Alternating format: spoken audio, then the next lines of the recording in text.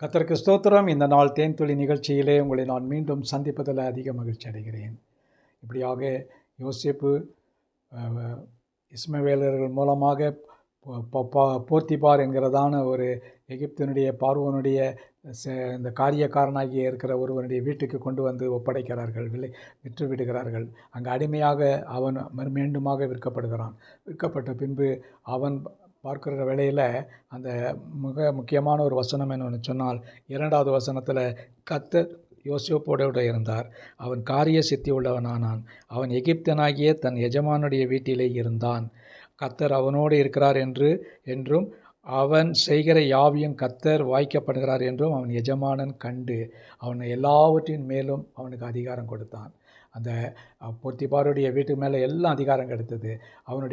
போர்த்திபாருடைய மனைவி அவனை எப்படியாவது தன் வசமாக்க வேண்டும் என்று அவனை ஒரு இச்சை கொள்ள பார்க்குறார். அந்த நேரத்தில் அந்த இச்சையின் பாவத்தில் விழாதபடிக்கு இந்த யோசேப்பு தப்பித்து விடுகிறான். அவன் தப்பித்து விட்டாலும் கூட, பாவத்திலும் தப்பித்தாலும் கூட, அவள் அவன் மீது ஒரு பொய்யான குற்றச்சாட்டை போட்டு, இவன் என்னை கெடுத்து விட்டான், என்னை பலவந்தப்படுத்தி விட்டான் என்று தன்னுடைய கணவனிடத்தில் சொல்லுகின்ற வேளையில் அவன் கோபம் கொண்டு இந்த யோசேப்பை, நல்லவனாகி யோசேப்பை சிறைச்சாலையிலே போட்டு விட்டான் என்று பார்க்கிறோம்.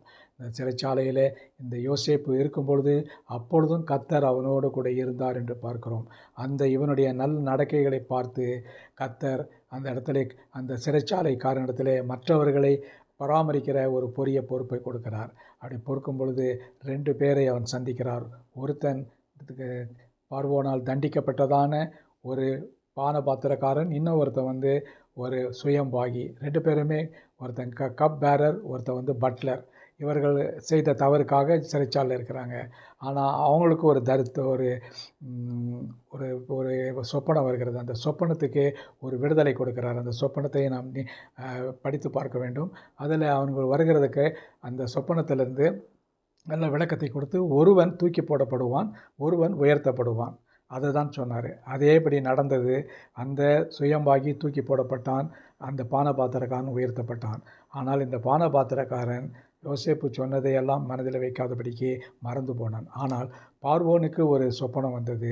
அந்த சொப்பனத்தை யார் அதை விவரித்து சொல்வார்கள், அர்த்தத்தை சொல்வார்கள் என்று பார்க்கும் பொழுது, இந்த பானபாத்திரக்காரன் மிக தெளிவாக எல்லா காரியத்தையும் சொல்லி ராஜாவிடத்தில் யோசேப்புங்கிறதான ஒருவர் இருக்கிறான்னு உடனே அவனை சிறைச்சாலையிலிருந்து விடுதலை செய்து அந்த சொப்பனத்துக்கு அர்த்தத்தை கேட்குறான். அந்த சொப்பனம் என்னவென்று சொன்னால், அந்த இடத்துல 7 பசுக்கள், கொழுத்த பசுக்கள் தேசத்தில், ராஜாவும் அந்த சொப்பனத்தை காண்கிறார். அந்த சொப்பனத்தில் தான் 7 பசுக்கள் அங்கு மேய்ந்து கொண்டிருக்கிறது. அதை சப்பையான 7 பசுக்கள் அப்படியாக பட்சிக்கிறதும், அதே போல் 7 சாவியான கதிர்கள் காணப்படுகிறது. அதுவும் நல்ல முதிர்ந்த கதிர்களை இந்த சாவியான கதிர்கள் விழுங்கி போடுகிறது என்று தான் சொல்லப்படுகிறது. சப்பையான இது கொளுத்ததை விழுங்கி போடுகிறது, சாவியானது நல்ல கதிர்களை விழுங்கி போடுகிறது என்று. இதனுடைய அர்த்தத்தை சொல்லும் பொழுது, பஞ்சம் வரப்போகிறது. முதல் 7 வருஷம் செழிப்பாக இருக்கும், அதன் பின்பு 7 வருஷம் வறட்சியாக இருக்கும். ஆகவே சொல்லிட்டு பெரிய பெரிய அந்த சாலைகளை, களஞ்சியங்களை எல்லாம் கட்டி யோசேப்பு நல்ல தேசத்தில் உள்ளதான எல்லா கோதுமைகளையும் கொண்டு வந்து களஞ்சியத்தில் வைத்தான். அதன் பின்பு 7 வருஷம் பஞ்சத்துக்கு அது ஒரு ஆசீர்வாதமாக இருந்தது. இதன் மூலமாக எகிப்து காப்பாற்றப்பட்டது.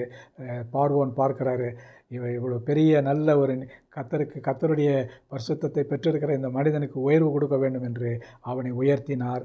அவனை பிரதம மந்திரியைப் போல உயர்த்தினார். தனக்கு அடுத்த நிலையை கொண்டு வந்தார்.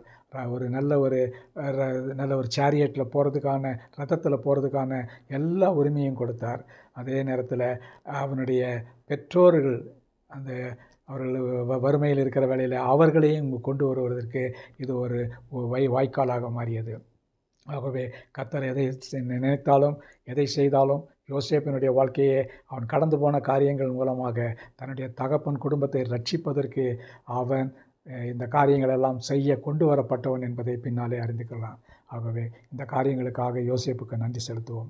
நல்ல ஆண்டவரே, நன்றியோட துதிக்கிறோம், சோத்திரிக்கிறோம். யோசேப்பினுடைய வாழ்க்கை மூலமாக நாங்கள் எப்படி வாழ வேண்டும் என்பதை கற்றுக்கொள்ள எங்களுக்கு உதவி செய்யுங்க. ஒரு பரிசுத்த வாழ்க்கையை வாழ நல்ல ஞானமுள்ளவர்களை நடக்க எங்களுக்கு உதவி செய்யுங்க. மீட்பர் இயேசுவின் நாமத்தில் ஜெபிக்கிறேன் நல்ல பிதாவே, ஆமென், ஆமென். கர்த்தர் உங்களோடு இருப்பாராக. இந்த நாள் உங்களுக்கு ஒரு ஆசீர்வாதமான ஒரு நாளாக அமையட்டும். ஆமென்.